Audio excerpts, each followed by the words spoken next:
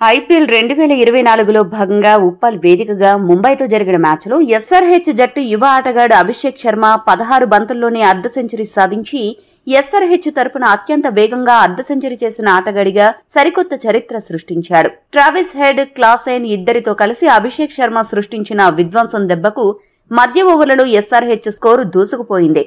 ఈ రోజు మ్యాచ్లో అంతటి విధ్వంసం సృష్టించి ఎస్ఆర్హెచ్ గెలుపులో కీలక పాత్ర పోషించినందుకు గాను అతనికి player of the match award లభించింది.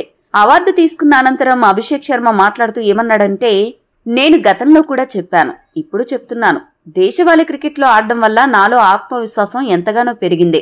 అది నాకు బాగా బ్యాటింగ్ చేయడానికి ఎంతగానో ఉపయోగపడింది.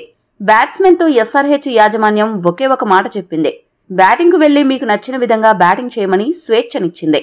ముంబై బౌలింగ్ ను అటాక్ చేయాలి అనే వ్యూహంతోనే బరిలోకి దిగాం. అయితే ట్రావిస్ హెడ్ లాంటి ఆటగాడితో బ్యాటింగ్ చేయడం నేను ఎంతగానో ఆస్వాదించాను. నా ఫేవరెట్ బ్యాట్స్మెన్లలో అతడు కూడా ఒకడు. అతన్ని నేను ఎంతగానో అభిమానిస్తాను.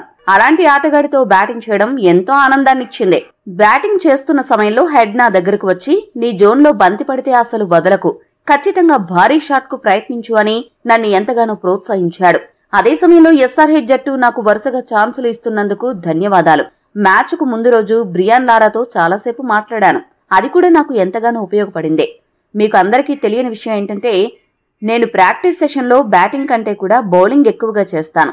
బౌలింగ్లో కూడా సత్తా చాటాలని నిశ్చయించుకున్నాను అని అభిషేక్ చెప్పుకొచ్చాడు. ఈ వీడియో మీకు నచ్చితే లైక్, షేర్, కామెంట్ చేయండి.